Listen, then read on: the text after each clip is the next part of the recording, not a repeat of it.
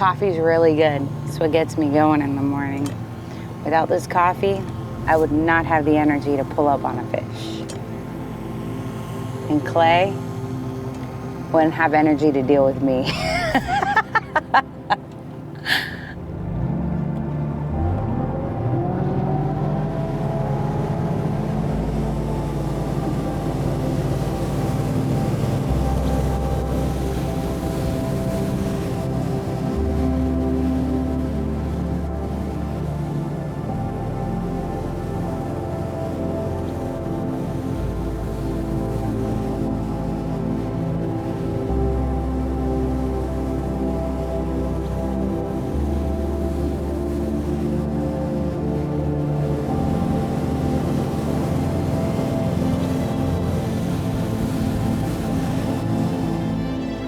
Just when you thought things couldn't get any better, we pulled up to the bait spot and there is just pilchards for miles. And what's so nice about these slicked out calm mornings, you don't have to search for them. You can just see them flipping all nice and happy and flashing on the surface. So we're gonna put in a throw.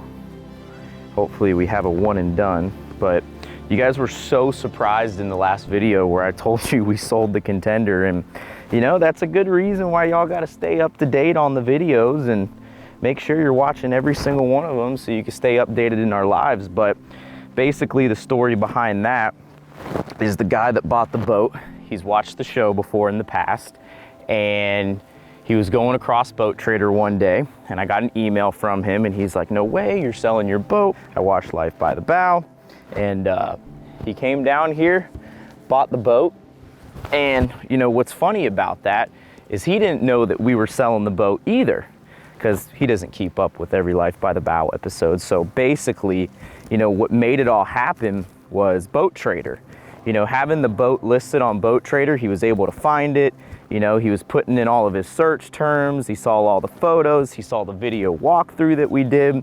And we did all that using the for sale by owner feature on Boat Trader. So, you know, without them, who knows? We may not have even sold our boat. So we want to give a huge thank you to Boat Trader for making it happen. But we got a new boat coming in about 3 months. So y'all have to stay tuned. But in the meantime, you know, if you guys are trying to sell a boat, you're trying to buy a boat, mainly selling a boat, check out For Sale by Owner by Boat Trader. We'll go ahead and put a link down in the description if you guys are interested in selling your boat or just looking for boats in general. Good there job. We go. It's crazy. There's a big school right here. We're in them. Are they razor bellies? They actually look like sandies. But I bet you there's some razor bellies mixed in here. Well, I'm keeping an eye on them up here. Gosh, man, beautiful sunrise, slicked out calm, pilchards on the first bait spot.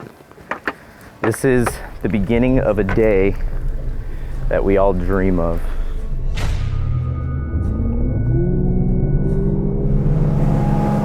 Beautiful day. Let's get them. Woo!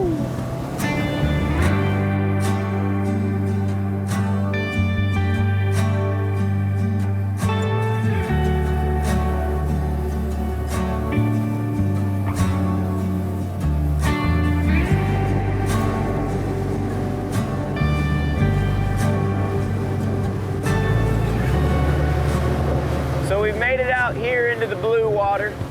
We're in about 300 feet. Our target depth for today is around 800. The reason why is just because about 2 days ago, we crossed this boat back from the Bahamas. If you guys haven't seen that video, you should check it out. I'll link it down in the video description. But as of right now, the ocean is just a desert. So if we find birds or we find a piece of debris, more than likely, we're going to find fish.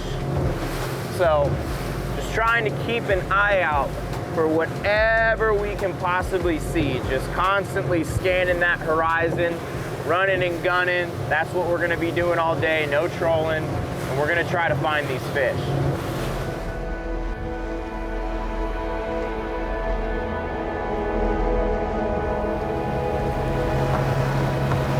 We just found a massive weed line in about 450 feet of water.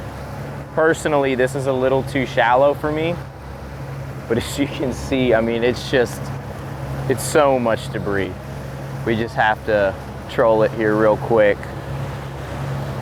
Just see what we can find. Actually looks like there's a pallet right in the middle of it. I have to stop here.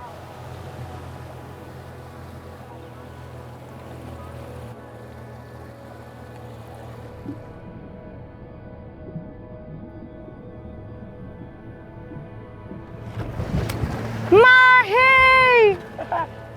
So we were cruising to find a new spot and I saw something just like up on the surface, kind of making a wake. And I was like, let me turn real quick and just check that out.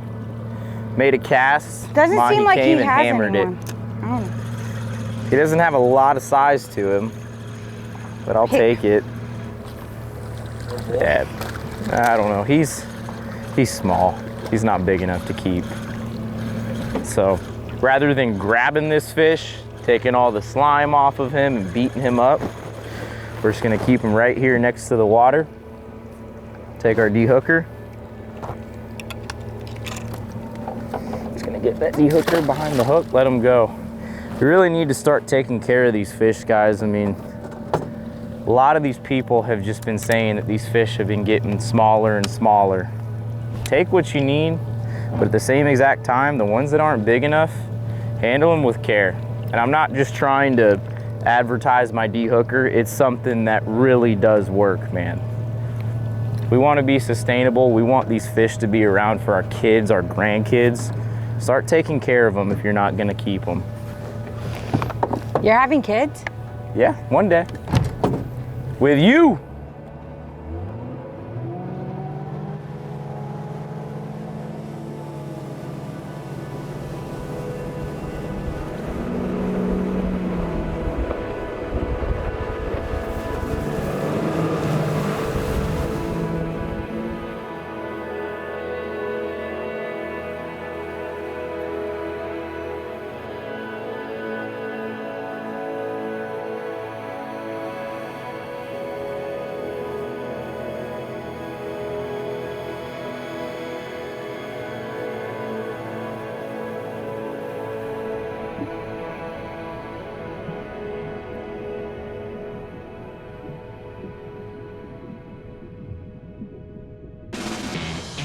Big school of them.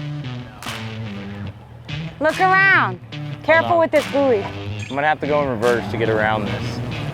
Hurry up. All right, let me get to the back of the boat. You just reel down on them. Here's another one right here. Whole school of them beside the boat. Yep, whole school. Woo, woo. Come on, let one of them be big enough. Oh, oh. There they are. Yeah, ton of them. This was too small. I'm gonna let it go. I think this guy might make it. Yeah, this one makes it. Oh, there's a big one.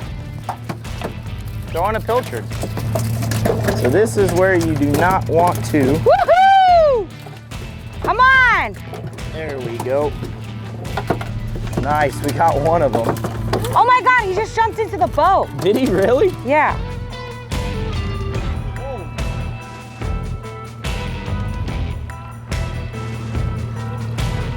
20 So inches. I'm actually gonna cast away from the school because that's typically where the bigger one hangs out, is away from the school.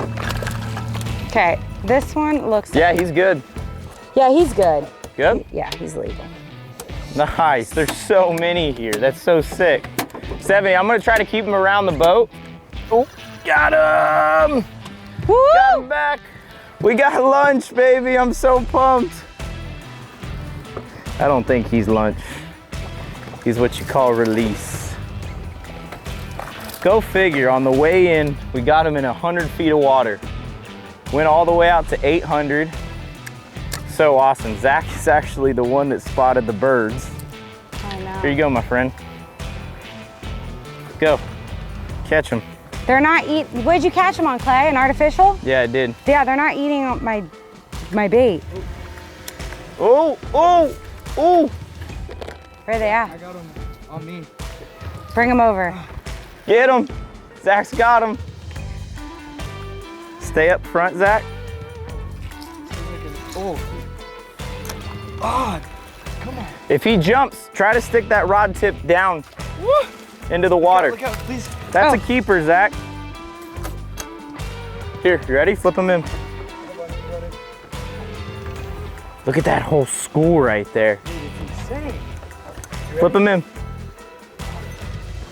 He's fighting. He's fighting me.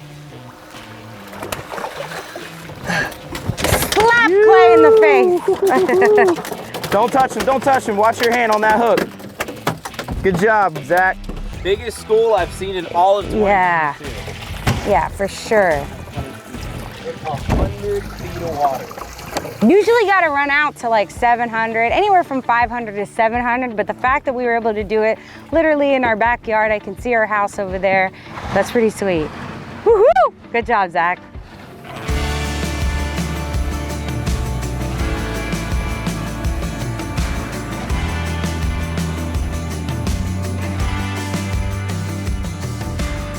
So here's a little cast net tip for you guys here. If you ever have a situation where you get these guys stuck in the net, luckily we only have about 4 or 5 stuck in here right now, but rather than going and picking out every single one of them individually, just grab your bait net just like this, hit his head just like that, and he's gone. That's the easiest way to get pilchards out of your cast net. Best part is too, whenever I get done cleaning the net, snappers love the pilchards. Here. Thank you, miss. There you go. I think what's so cool is how each one of us got to catch one today. That's all you need right there, man. Even 2 of them would have done just fine. But it's crazy, man. We went all the way out to almost 900 feet. On the way in, that's when we got them. We went as far as catching live bait. You know, we had artificials, we were using them even dead, and they wanted the Rapala over anything, which is crazy because it's an artificial bait, but it's always great to just have a little bit of everything on the boat. I had 2 of them with bucktails, 2 of them with Rapalas, and then 2 of them ready to roll with just regular circle hooks for live baits, but the Rapala's got it done. And if you got a nice sharp knife, should only take a couple swipes, just like that. Gonna rinse out that blood, but that's lunch right there. What an amazing day. I mean, here we are, it's noon and we've got fish to eat. And I'm keeping it pretty simple only because we're pretty hungry after today. And Well, you don't need to do much with Mahi regardless. No, you Just don't. I'll let you explain it. Go ahead. yeah, so I wanted to keep it pretty simple. First thing I'm gonna do is I'm gonna season it with salt and pepper, saute it about 1.5 to 2 minutes. I kind of eyeball it and I check to see how it's looking and I determine it that way. And then what I'm gonna do is I'm gonna saute on a saucepan. I'm going to saute butter with garlic and then I'm gonna pour that over my cooked fish and then we are good to eat because we are hungry. That's how you acquire lunch in the Florida Keys right there. That is delicious. This is really good. So I don't have a recipe in the description below because this is just something I put together. Plain and simple. Yep, pretty And simple. it's good too, man. It is good.